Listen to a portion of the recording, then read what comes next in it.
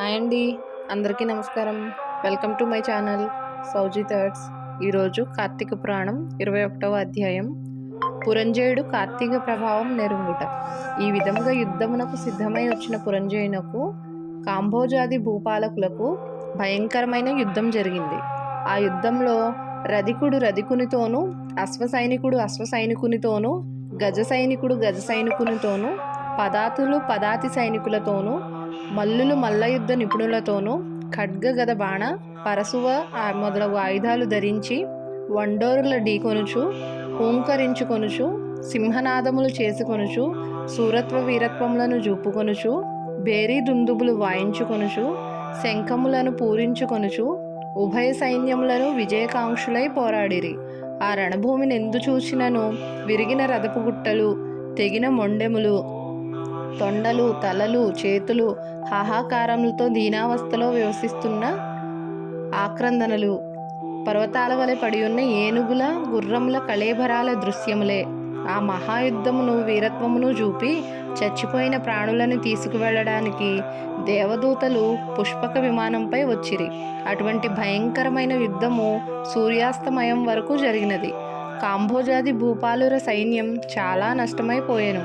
అయినను 3 అక్షోహిణులున్న పురంజయుని సైన్యమును నెల్ల అతి సాహసముతో పట్టుదలతో ఓడించినది. పెద్ద సైన్యమున్నను పురంజయునికి అపజయమే కలిగెను. దానితో పురంజయుడు రహస్య మార్గమున శత్రువుల కంటపడకుండా తన గృహానికి పారిపోయెను.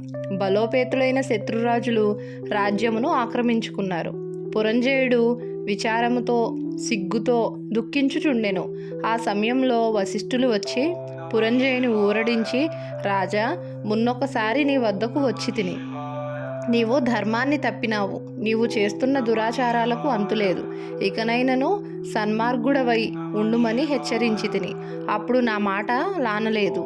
నీవు భగవంతుని సేవింపక అధర్మ ప్రవర్తనుడవై ఉన్నందుననే ఈ యుద్ధమును ఓడి రాజ్యమును శత్రువులకు అప్పగించి తిని. ఇప్పటికైనా నా మాట లాలకింపుము. జయాపజయాలు దేవాధీనములని ఎరిగియు నీవు చింతతో కృంగిపోవుట ఎలా? శత్రురాజులను యుద్ధంలో జయించి నీ రాజ్యమును నీవు తిరిగి పొందవలనన్న తలంపు కలదేని నా హితోపదేశం ఆలకింపుము. ఇది కార్తీక మాసం. రేపు కృత్తికా నక్షత్రంతో కూడిన పౌర్ణమి గాన స్నాన జపాది నిత్య కర్మలాచరించి దేవాలయమునకు వెళ్ళి దేవుని సన్నిధిని దీపారాధనం చేసి భగవన్నామ స్మరణను చేయుచు నాట్యం చేయము.